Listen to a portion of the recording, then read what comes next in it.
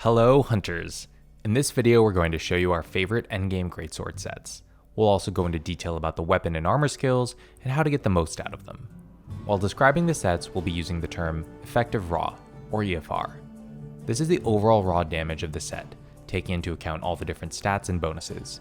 We have calculated this assuming you always have Might Seed, Demon Powder, and Mega Demon Drug active, and we counted Weakness Exploit 5 as 30% affinity, since wounds are not always up on monsters. Speaking of raw damage, make sure you go into your options, then select game settings, and on the third page, turn off the bloated raw values to avoid misunderstandings when discussing sets with others. Let's start off with the weapon part of our builds. For Greatsword, the Ardean weapons are easily the best choice at endgame level. They have 3 level 3 slots, 20 hits of white sharpness, 190 raw, and 5% affinity by default. We can further customize these weapons through the parts we use to create them and then reinforcement. A greatsword with a single sharpness reinforcement and only damage bonuses will reach the highest effective raw values overall, but your affinity will not reach 100% while your mantle is on cooldown. It is up to you what stats you go for on your best weapons, but you should definitely try to get one sharpness reinforcement and divide the rest of the part and reinforcement bonuses between raw and affinity, depending on how much you dislike occasionally not critting on your TCS. Check out our previous video for a method that lets you know what reinforcement bonuses your Ardean weapons will have in advance. As for the weapon's status, sleep is the undisputed choice for solo play.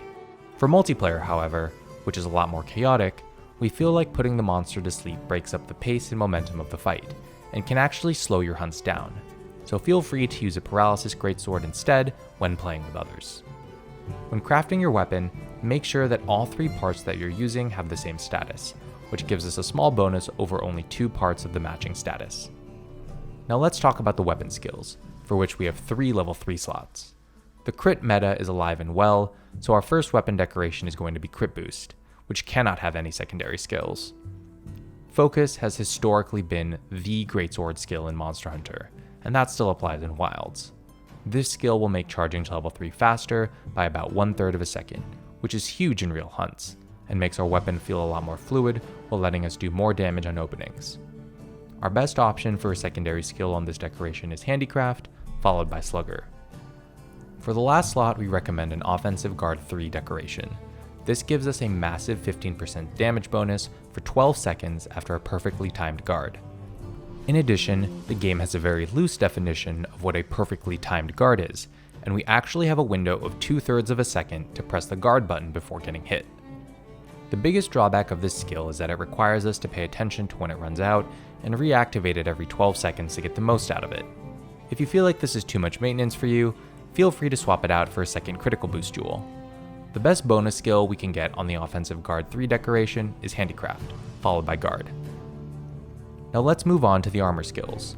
Many of the damage skills from previous games have been nerfed massively in Wilds, so we will need to stack a lot of different affinity bonuses to maximize the value of crit boost.